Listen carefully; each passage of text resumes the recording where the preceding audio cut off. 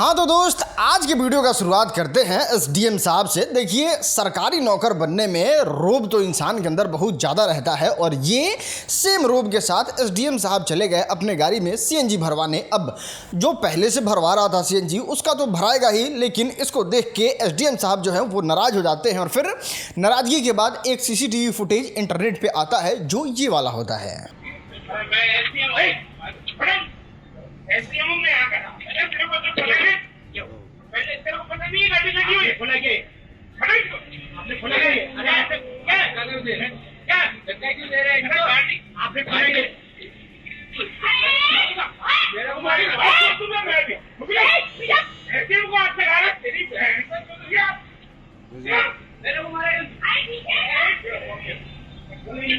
दोस्तों, इस वीडियो में आप क्लियरली देख सकते हैं एसडीएम साहब अपने एसडीएम होने का पूरा ध्वंस दिखाते हैं, लेकिन सीसीटीवी जो है वो सब कुछ कैद कर लेती है। और जब इंटरनेट पे वायरल होता है तो एसडीएम साहब एक लेटर लिखते हैं एफआईआर टाइप का, और उसमें ये बताते हैं कि मेरी पत्नी को आंख मार रहा था और कह रहा था क्या माल लग रही है, इसलिए वहाँ पे पेट्रोल पंप के कर्मचारी से झगड़ा लड़ाई हो गया। और इसमें भी सबसे ज़्यादा हैरानी की बात यह है कि इंटरनेट पे ये सीसीटीवी वीडियो वायरल होने के बाद भी उस सीएनजी भरने वाले कर्मचारी को जेल के अंदर बंद कर दिया गया है। मतलब अभी थाना में होगा तो कार्यक्रम तो चल ही रहा होगा। और ये है पावर ऑफ एसडीएम साहब। चलो दोस्त, आगे बढ़ते और आपको दिखाते हैं भारत का सबसे महंगा मॉर्निंग वॉक। बड़े बड़े सेलिब्रिटी से लेकर सुपरस्टार तक इतना महंगा मॉर्निंग वॉक नहीं करते होंगे। और ये है बृजभूषण शरण सिंह का, जो उत्तर प्रदेश के एक जिला के पूर्व सांसद हैं। आप देख सकते हैं ये किस तरीके से जब मॉर्निंग वॉक कर रहे हैं अपने गैराज से, तो वहां पे देख सकते हैं कितना लग्जरी, कितना महंगा गाड़ी है। और जब ये वीडियो इंटरनेट पे वायरल हुआ तब लोगों ने इनका हलफनामा, जिसको अंग्रेजी में एफिडेविट कहते हैं,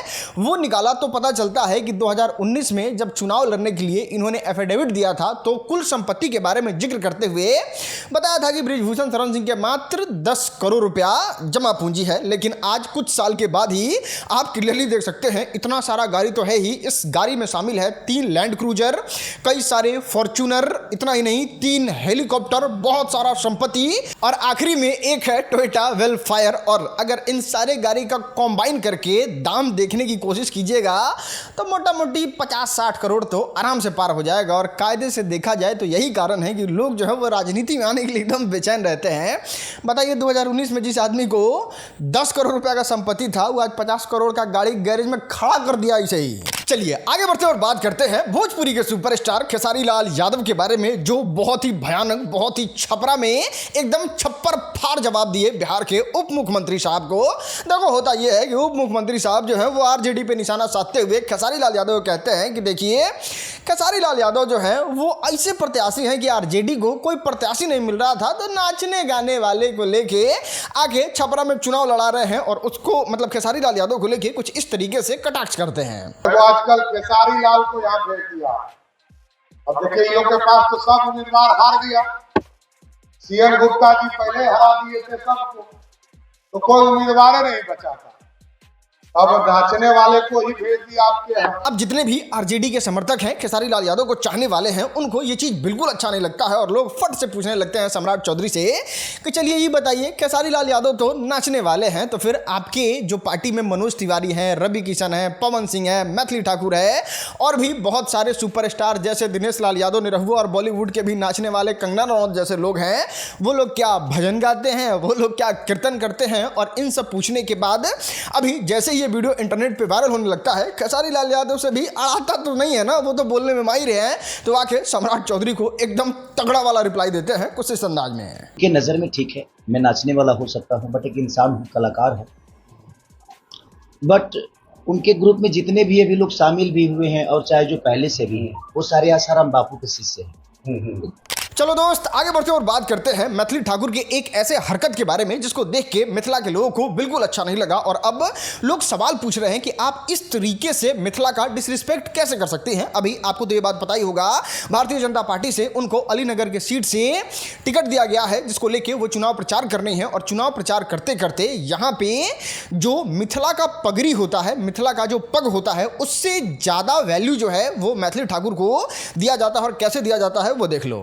सम्मान ये नहीं, मिथिला का सम्मान ये है। अब देखिए, ये वाला मामला ठंडा भी नहीं हुआ था तब तक मैथिली ठाकुर उसी पगड़ी को उल्टा करके उसमें मखाना डाल के खाते हुए उनका वीडियो वायरल हो जाता है और फिर लोग पूछते हैं कि अरे यार डिसरिस्पेक्ट किया तो किया, उसमें खाने वाला चीज़ है, वो लोगों का मान है, सम्मान है। लोग कहीं जाते हैं तो मिथिला के लोग उससे पहचान मिलता है और आप उसमें खा रही हैं। तुम्हें शर्म है? कुछ शर्म आया है? चलो आगे बढ़ते हैं और बात करते हैं Bhojpuri superstar power star Pawan Singh के बारे में। अब इंटरनेट पे ये भी राजनीति की वजह से ट्रोल हो रहे हैं और कुल मिला के देखा जाए तो भोजपुरी फिल्म इंडस्ट्री पूरी तरीके से जाने वाली है धरातल में और ये लोग राजनेता बनने वाले हैं, सो कॉल्ड राजनेता। अभी क्या हुआ है वो हम आपको बताते हैं। अभी तो आपने देखा होगा किस तरीके से पवन सिंह के गाने को लेके, फिल्मों को लेके लोग, मतलब इनको जो चाहने वाले हैं वो बहुत ज़्यादा बेचैन हो रहे थे। लोग कह रहे थे अच्छा राइजन फॉल में से निकलेंगे तो अच्छा गाना गाएंगे, अच्छा चलिए ठीक है राजनीति में से फ्री हो जाएंगे तब ये गाना रिलीज करेंगे। तब ना सावन में अच्छा से गाना आया, ना दुर्गा पूजा में अच्छा से गाना आया, छठ में बहुत ज़्यादा लोगों को उम्मीद था कि ना गाना तो बहुत अच्छा आएगा,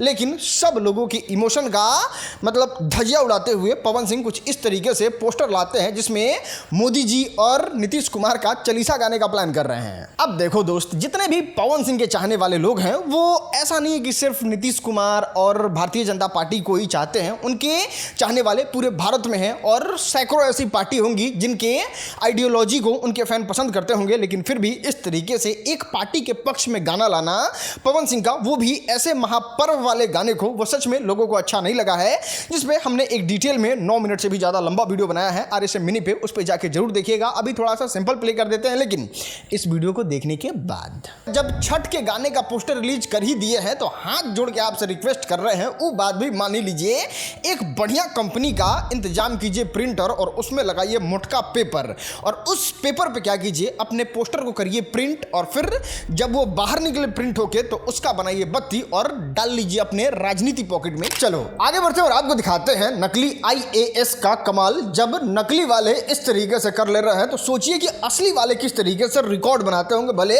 पता चले चाहे नहीं चले। देखो होता यह है कि एक आदमी जो है वो रैंडम उठ के जाता है IAS के पोस्ट पे बैठ जाता है और बैठने के बाद नौकरी के नाम पे 80 करोड़ रुपया दूसरे से ठग लेता है और वो अपने अकाउंट में भर लेता है। फिर जब ये ठगी का आंकड़ा जो है वो बहुत आगे बढ़ने लगता है, जब पुलिस में कंप्लेन होता है तब पता चलता है कि IPS साहब तो एकदम ठग के गर्दा उड़ा दिए हैं। फिर बाद में पता चलता है कि जो ठग रहा है वो तो असली IPS है भी नहीं और ये न्यूज़ इंटरनेट पे एकदम तेज़ी से फैल जाता है और फैलने के बाद लोग यही अभी सोच ही रहे थे कि भाई जब नकली वाला इस तरीके से लूट रहा है तो असली वाला कैसे लूटेगा। तब तक पंजाब के जो DIG हैं उनका जो न्यूज़ है वो इंटरनेट पे आ जाता है और उनका तो भाई रिकॉर्ड वाला ही बात है। तो ये सब तो चलता ही रहता है अपने देश में, तो ये कॉमन है। चलिए आगे बढ़ते हैं और बात करते हैं ज्योति सिंह के बारे में। फाइनली आज उनको अपना चुनाव चिन्ह मिल गया और वो है मोती का माला छाप। जी हाँ, वो जब जाइएगा EVM में वोट देने तो वो 3 नंबर पे अंकित रहेंगी, जहाँ पे जितने लोग इच्छुक हैं उनको वोट दे दीजिएगा। अब जैसे ही उनको अपना चुनाव चिन्ह मिल गया, वो जैसे ही इस बात को लेके एकदम श्योर हो गई